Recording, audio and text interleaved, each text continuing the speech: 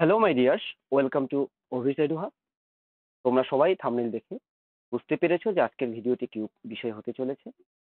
যে সমস্ত ছাত্রছাত্রীরা নতুন করে পশ্চিমবঙ্গ পুলিশের বিভিন্ন পরীক্ষার প্রস্তুতি নিচ্ছ, তারা প্রত্যেকে এবং যারা আগের থেকেও প্রস্তুতি নিচ্ছ, তারাও ভিডিওটা শেষ পর্যন্ত দেখো। অনেক কিছু জানতে পারবে এবং বুঝতে পারবে। তো বন্ধুরা, চলো দেরি না করে শুরু করা যাক। তো আজকে আমরা আলোচনা করব পশ্চিমবঙ্গ পুলিশে আসা মোস্ট ইম্পর্টেন্ট জিকের টপিকগুলি। কোন টপিকগুলি আমাদের সবার আগে পড়ে নিতে হবে। তো সেটা জানার জন্য আমরা আগে দেখে নেই যে পশ্চিমবঙ্গ বিভিন্ন পুলিশের পরীক্ষায় কোথা থেকে কিরকম প্রশ্ন এসেছে।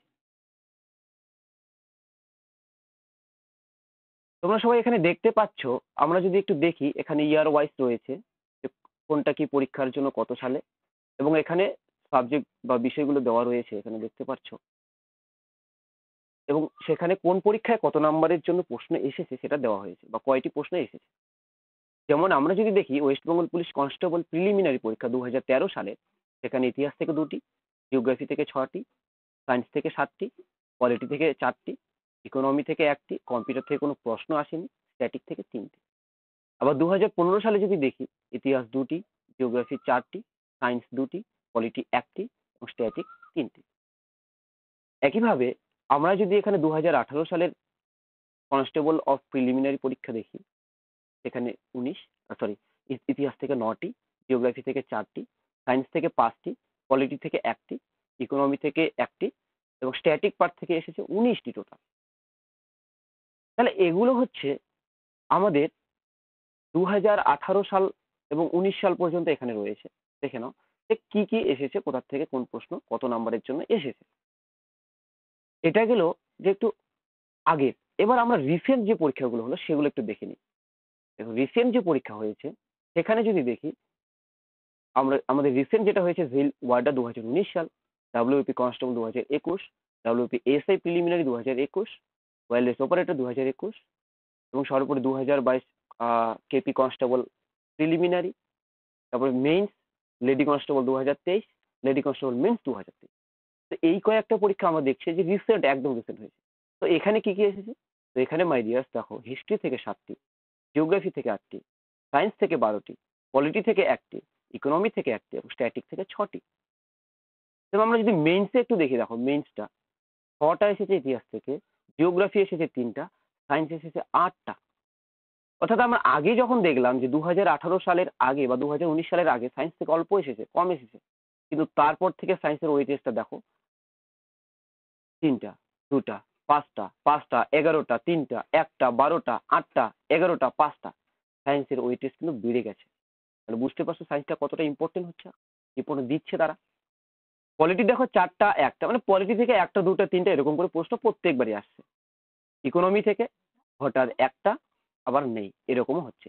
কিন্তু স্ট্যাটিক পার্ট দেখো, স্ট্যাটিক পার্ট স্টেবল আছে, মোটামুটি স্টেবল। আগে যেমন প্রশ্ন এসেছে এখনো সেরকমই আসছে। যখনই মেইনস হচ্ছে তখনই 6টা, তারপরে এই যে 6টা, 4টা, যখনই মেইনস পরীক্ষা হচ্ছে তখনই কিন্তু তাদের 6টা, 5টা করে থাকছে, মানে 25টা প্রশ্নের মধ্যে স্ট্যাটিক থেকে 6টা। এটা একটা হিউজ পরিমাণ, এটা ইফেক্ট ফেলে এই স্ট্যাটিক পার্টটা। যাই হোক, চলো এবার দেখে নিই আমরা যে সাল ওয়াইজ কোথা থেকে কিরকম প্রশ্ন এসেছে। দেখো, এখানে দেখছি কনস্টেবল প্রিলিমিনারি 2013, ইতিহাস থেকে কোন কোন টপিক থেকে প্রশ্ন এসেছে। গান্ধী যুগ, নেতাজি যুগ।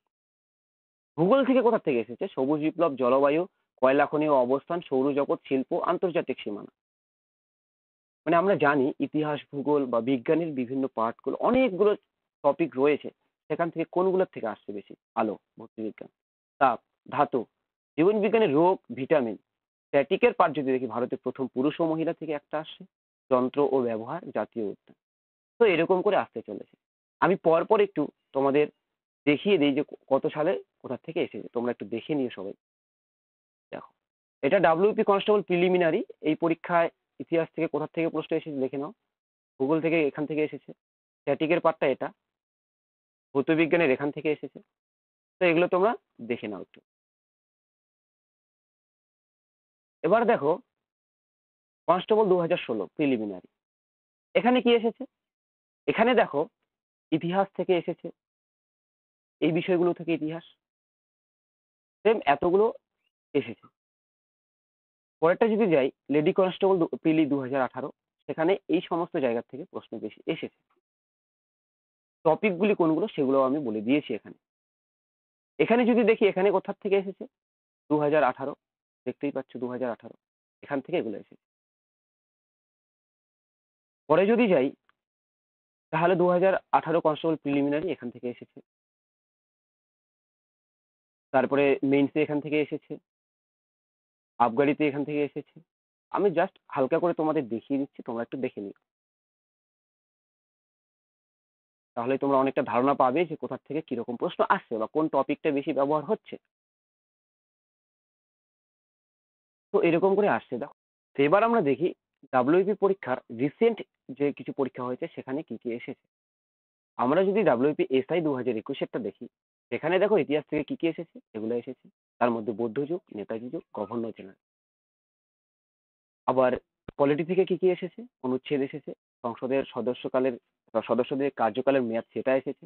ভূগোল থেকে এই সমস্ত টপিক থেকে এসেছে। আবার স্ট্যাটিক থেকে এসেছে কি কি, কম্পিউটার থেকে একটা দিয়েছিল, বিভিন্ন পুরস্কার প্রাপক ব্যক্তি দিয়েছিল, ভারতের দীর্ঘতম থেকে দিয়েছিল, গবেষণা দপ্তর থেকে দুটো এসেছে, ছদ্মনাম, বিভিন্ন ব্যক্তিদের ছদ্মনাম এখান থেকে। তারপর দেখো আমরা যদি দেখি ডাব্লিউপি কনস্টেবল প্রিলিমিনারি 2021, সেখানে কি কি এসেছে, সেখানে এই সমস্ত জায়গা থেকে প্রশ্নগুলো এসেছিল। দেখে নাও একটু, তাহলেই দেখে নিলেই ধারণাটা তোমরা পেয়ে যাবে। এরপরে যদি আমরা দেখি একদম রিসেন্ট যে পরীক্ষাটা হয়েছে সেখানে আমরা যাই একটু। রিসেন্ট কি হয়েছিল, 2022 সালে কেপি কনস্টেবলটা যেটা হয়েছিল।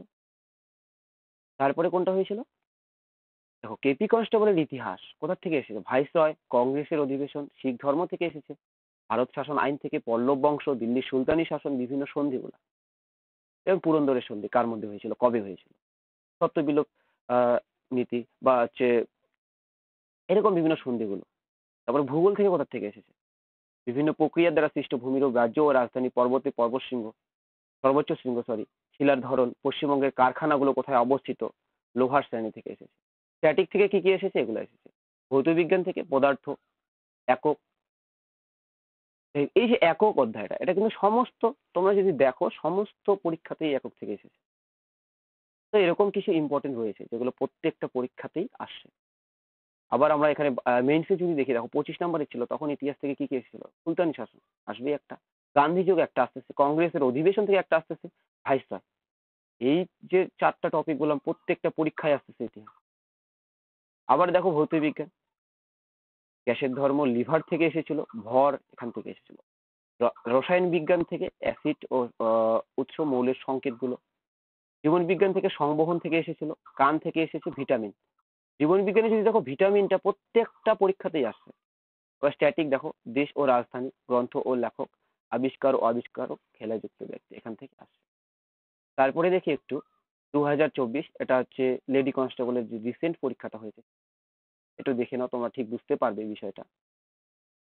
মেইনসে দেখো, এটা মেইনসে এসেছে, কোথা থেকে কি এসেছে সেগুলো সব রয়েছে এখানে, এখানে রয়েছে, দেখে নাও। তো এবার আমরা আছি যে আমাদের ইম্পর্টেন্ট টপিকগুলো তাহলে কি, সেটা সম্পর্কে চলো। দেখো ইতিহাস, আমি ইতিহাস থেকে এত কিছু এখানে লিখে রেখেছি।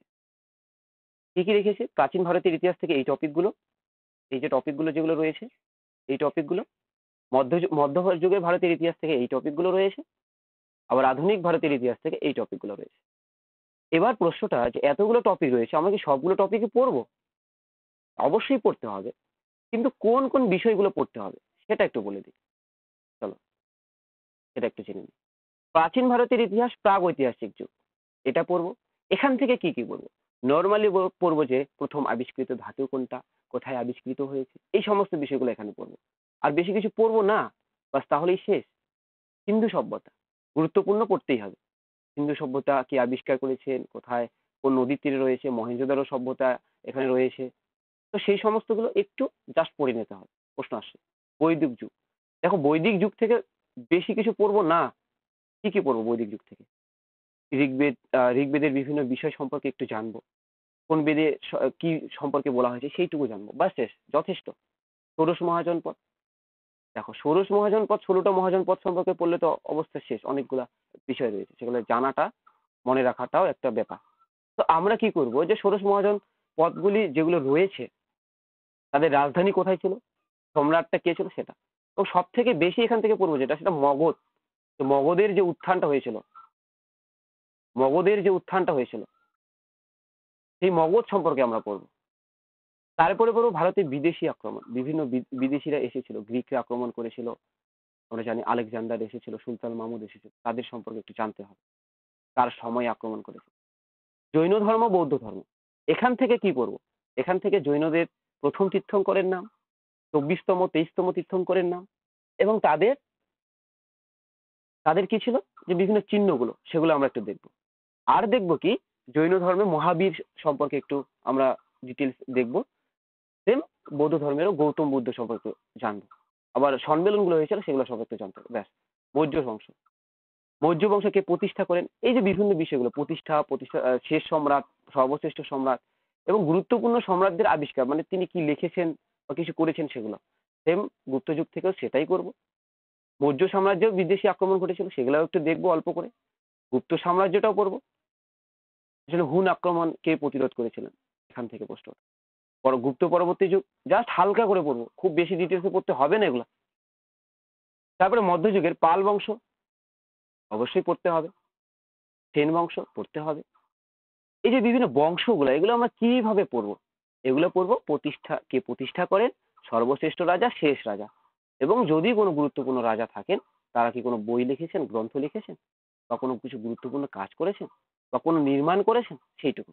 আর এর থেকে বেশি কিছু নয়। মধ্যযুগে বিদেশি আক্রমণ ঘটেছিল সেটা পড়বো। তারপরে দেখো এই যে পয়েন্টটা, দিল্লির সুলতানি শাসন, এই দিল্লির সুলতানি শাসনকে আমাদের খুব ভালোভাবে পড়তে হবে, কারণ এখান থেকে কোথা থেকে প্রশ্ন আসে কোনো ঠিক নেই, কিন্তু প্রশ্ন প্রত্যেক বছর আসে। আবার তারপরে দেখি ভক্তি ও সুফিবাদী আন্দোলন, এত কিছু, এই এটা জাস্ট উপরের বিষয়গুলো, উপরের বিষয়গুলো পড়বো। তারপরে মুঘল সাম্রাজ্য, এটাকেও আমাদের ডিটেলসে পড়তে হবে, মনে রাখতে হবে, ডিটেলস পড়তে হবে। মারাঠা সাম্রাজ্য, মারাঠা সাম্রাজ্যের শিবাজি, শিবাজি সম্পর্কে আমাদের পড়তে হবে।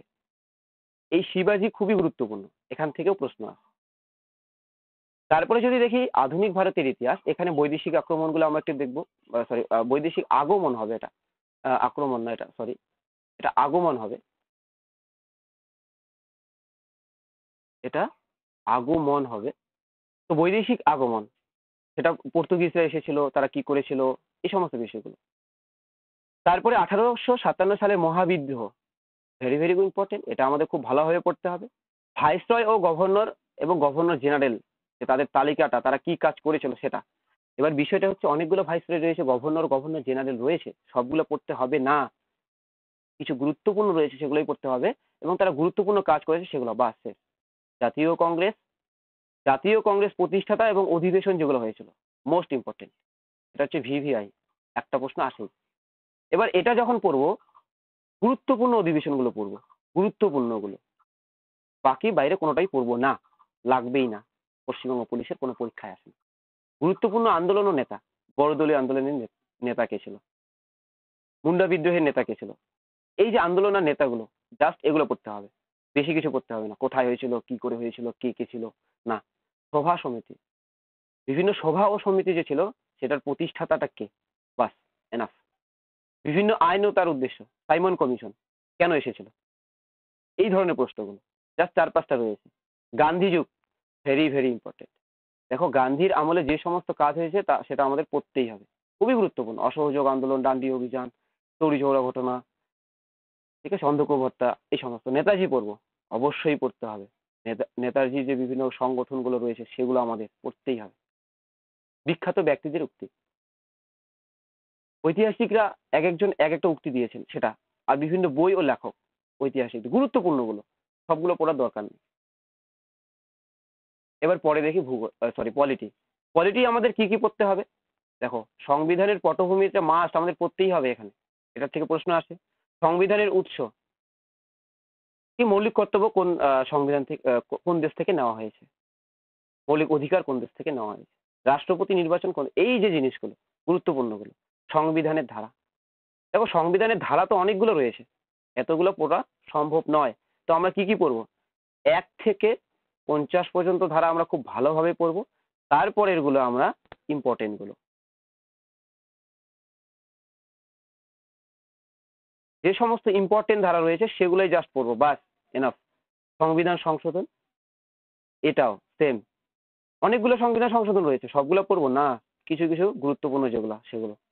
তারপরে রাষ্ট্রপতি সম্পর্কে পড়তে হবে, প্রধানমন্ত্রী সম্পর্কে, লোকসভা, সুপ্রিম কোর্ট, রাজ্যপাল, সংসদের অধিবেশন, এগুলো পড়তেই হবে। তারপরে বিভিন্ন ব্যক্তির মেয়াদকাল, যেমন ক্যাগের একজন সদস্য, তার মেয়াদকাল কত থাকে, রাষ্ট্রপতির মেয়াদকাল কত হয়, সংসদের যে মেয়াদকাল সেটা কত বছরের হয়, এটা পড়তে হবে। সুপ্রিম কোর্টের বিচারপতিদের মেয়াদকাল, জাস্ট মুষ্টিমেয় কিছু জিনিস রয়েছে সেগুলো জাস্ট পড়তে হবে। বিভিন্ন ব্যক্তির বয়স, তার মানেটা কি, যে পঞ্চায়েত হতে গেলে কত বছর লাগে, প্রধানমন্ত্রী হতে গেলে কত বছর লাগে, এই বিষয়গুলো জাস্ট। তারপর শপথ বাক্য পাঠ, যেমন হাইকোর্টের প্রধান বিচারপতিকে কে শপথ বাক্য পাঠ করান, সুপ্রিম কোর্টের বিচারপতিকে কে শপথ বাক্য পাঠ করান, এই বিষয়গুলো জাস্ট এখানে অল্প রয়েছে। বিভিন্ন ব্যক্তিদের নির্বাচন পদ্ধতি, এখানে গুরুত্বপূর্ণ যেটা, যে রাষ্ট্রপতি নির্বাচন কিভাবে হয়, প্রধানমন্ত্রী নির্বাচন কিভাবে হয়, সংসদের নির্বাচন কিভাবে হয়, এই জিনিসগুলো জাস্ট বেসিক, একদম হালকা। পঞ্চায়েত ব্যবস্থা, এখান থেকে কিছু না। ফার্স্ট পঞ্চায়েত ব্যবস্থা কোথায় প্রচলন হয়েছে, কোন রাজ্যে, পশ্চিমবঙ্গে প্রথম কবে হয়, এবং আমাদের পঞ্চায়েত ব্যবস্থাটার নাম কি, ত্রিস্তর পঞ্চায়েত নির্বাচন, সেটার নিচের স্তরে কি রয়েছে, উঁচু স্তরে কি রয়েছে, এই বিষয়টা বাস, শেষ। তারপরে দেখো আসি অর্থনীতিতে। অর্থনীতি অর্থনীতি থেকে কি পড়বো, জিডিপি সম্পর্কে পড়বো। জিডিপি, এই জিডিপিটা প্রথম পরিমাপ করেন কে, বা জিডিপি বিষয়টা কি, এই জিনিসটা জাস্ট অল্প। আর বিভিন্ন যোজনা কমিশন, মানে প্ল্যানিং কমিশন গুলো, যেটা আমাদের পরীক্ষায় একটা প্রশ্ন এখান থেকে আসেই, যদি অর্থনীতি থেকে কোনো প্রশ্ন দেয় তাহলে এখান থেকে। শিল্পের বিকাশ ঘটেছে কোন পরিকল্পনার মধ্য দিয়ে, গরিবী হাটা স্লোগান দেওয়া হয়েছে কোন পরিকল্পনার মধ্য দিয়ে। তারপরে বিভিন্ন ব্যাংকের প্রতিষ্ঠাকাল, এটা পড়তে হবে, এটা হচ্ছে পড়তে হবে। নাবার্ড কবে প্রতিষ্ঠিত হলো, আরবিআই কবে প্রতিষ্ঠিত হলো, কবে জাতীয়করণ হলো, এই বিষয়গুলো জাস্ট পড়তে হবে। আরবিআই এবং নাবার্ড এটা তো পড়তেই হবে, এই দুটো এতটাই গুরুত্বপূর্ণ যে এখান থেকে প্রশ্ন আসেই। তারপরে বিভিন্ন কর পড়তে হবে, কোনটা প্রত্যক্ষ করের উদাহরণ, আর কোনটা মানে কোনটা ডাইরেক্ট ডাইরেক্ট ট্যাক্স, আর কোনটা ইনডাইরেক্ট ট্যাক্স।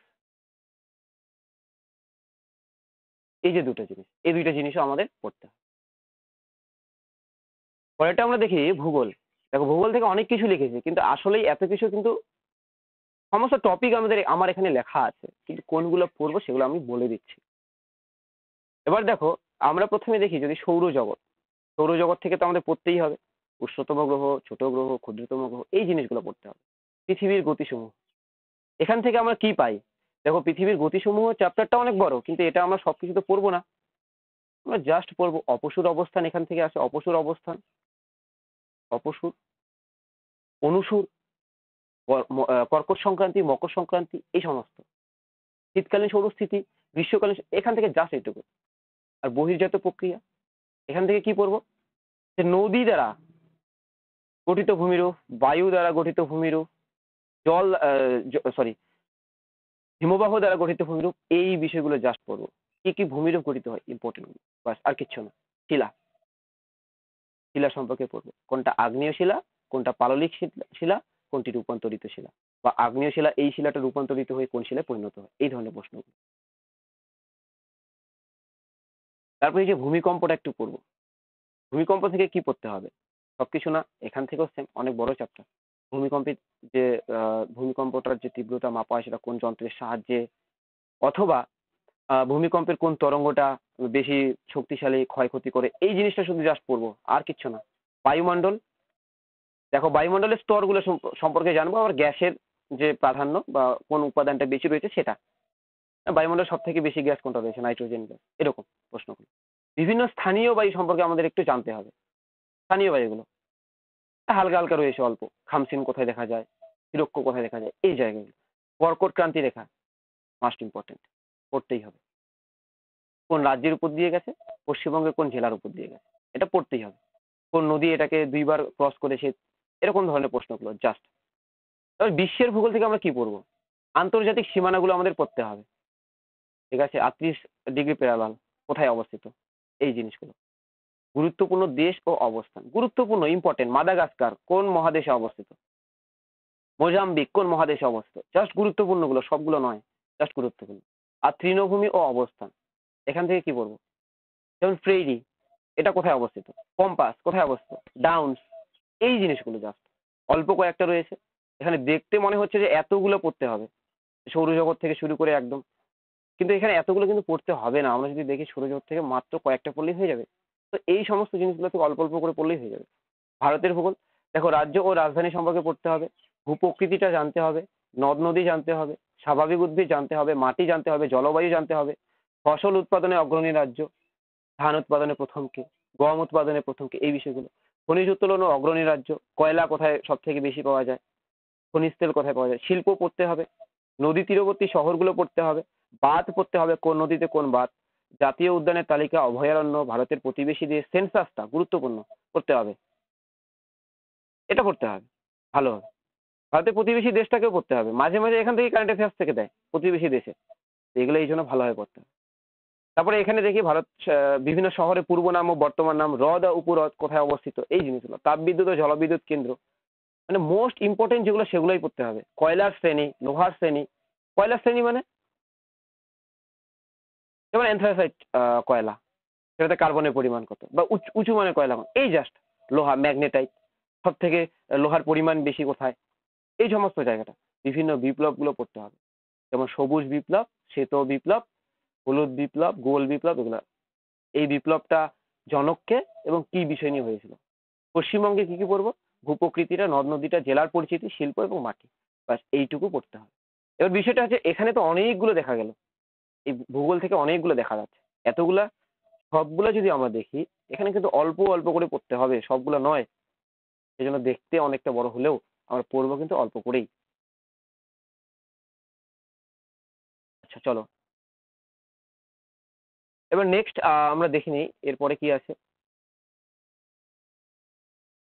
হ্যাঁ, আমরা যদি বিজ্ঞানের পাঠটায় আসি, দেখো পদার্থবিদ্যায় প্রথম দিকে একক থেকে পড়বো, কোনটার কি একক, কি মাস্ট ইম্পর্টেন্ট, রাশি, মানে কোনটা স্কেলার রাশি কোনটা ভেক্টর রাশি, জাস্ট এক্সাম্পল গুলো, বেশি কিছু না। নিউটনের গতিসূত্র, নিউটনের গতিসূত্র কোনটার থেকে কি পাওয়া যায়, কোনটা বলের সংজ্ঞা পাওয়া যায়, কোনটা রকেটের কার্যনীতি নিয়ে মেনে চলে, কোন সূত্র থেকে, এটা। কার্যক্ষমতা শক্তি, একক, এককগুলো কি কি, বা এখান থেকে আহ এরকমই প্রশ্ন আছে, বেশি আসে না। চাপ, এটাও ওই হালকা হয়েই পড়তে হবে। আলো, দেখো আলো আর তাপটা একটু ভালোভাবে পড়তে হবে, কারণ এখানে আলো অতিবেগুনি রশ্মি আছে, আলফা বিটা গামা রশ্মি আছে, বিভিন্ন যাই হোক, এটা তো রশ্মির ব্যাপার। তো সেখান থেকে একটু এটাও পড়তে হবে। তেজস্ক্রিয়টা হালকাভাবে পড়তে হবে, খুব বেশি না, অল্প একটু। জীবন বিজ্ঞানের কি কি পড়তে হবে দেখো, কোষ ও কোষ বিভাজন পড়তেই হবে, কোষের কোন দশায় কি তৈরি হচ্ছে সেটা। তারপরে হচ্ছে বৃহত্তম কোষ, ক্ষুদ্রতম কোষ, কোষ কে আবিষ্কার করেন, ভিটামিন গুরুত্বপূর্ণ, ভিটামিন খুবই গুরুত্বপূর্ণ, এর উৎস পড়তে হবে, ভিটামিনের উৎস পড়তে হবে। তারপরে হচ্ছে ভিটামিন রোগ, ভিটামিনের অভাবে যে রোগগুলো হচ্ছে সেটা পড়তে হবে, এখানে রোগটা আলাদা করে দিয়েছে। রক্তটা একটু পড়তে হবে, আরবিসি পুরো নাম কি, বা লোহিত রক্তকণিকা এই জিনিসটা কি, ছোট ছোট বিষয়গুলো, বা রক্তের রং লাল হয় কেন, এই বিষয়গুলো। তারপরে জ্ঞানেন্দ্রিয় সমূহ, চোখ কান, এই যে রয়েছে আমাদের জানি, এই এই জিনিসগুলো সম্পর্কে পড়তে হবে। চোখের অংশগুলো কি কি রয়েছে, কানের অংশগুলোকে কি কি বলে, এই বিষয়গুলো পড়তে হবে। তারপরে হরমোনটা পড়তে হবে, কোন হরমোনের ফলে কি হয়।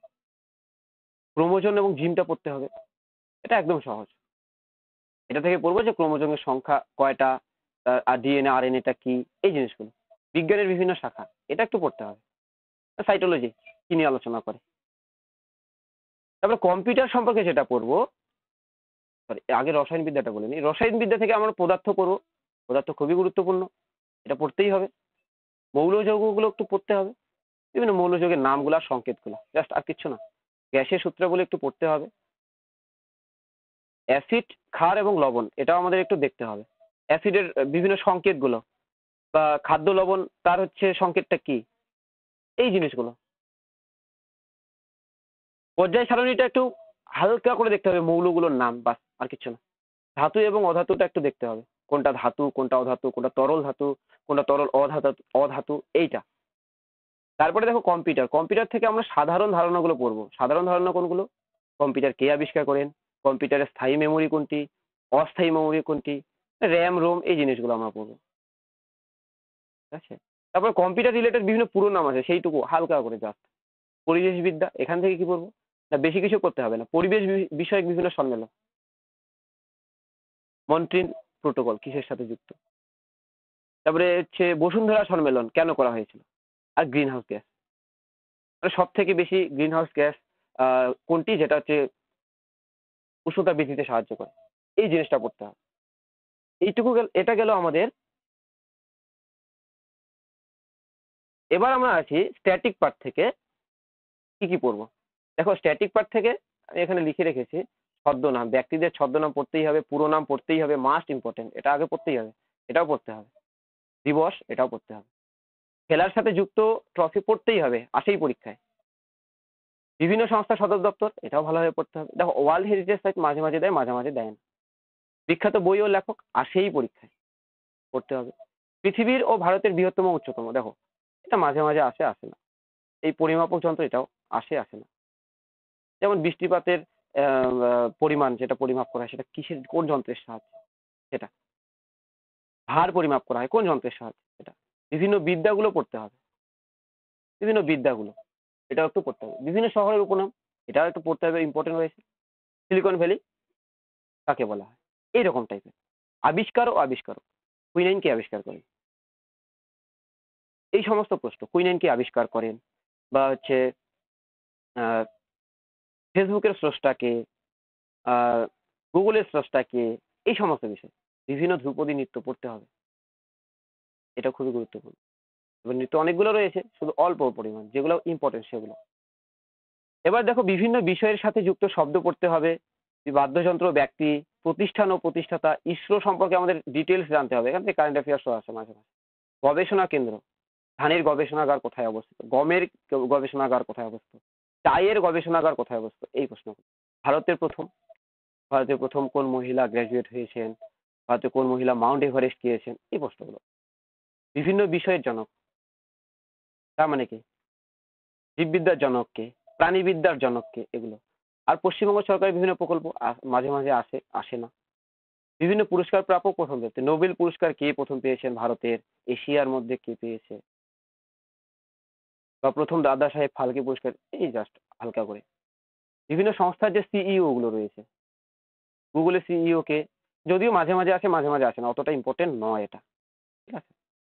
যন্ত্র ও মাপক, এটা অতটা ইম্পর্টেন্ট নয়, যদিও এটা আগেই বলে দিয়েছিলাম। পত্রিকা ও সম্পাদক, এটা ইম্পর্টেন্ট, বেঙ্গল গেজেট সম্পাদক কে, এই যে প্রশ্নগুলো, এগুলো হচ্ছে খুবই গুরুত্বপূর্ণ।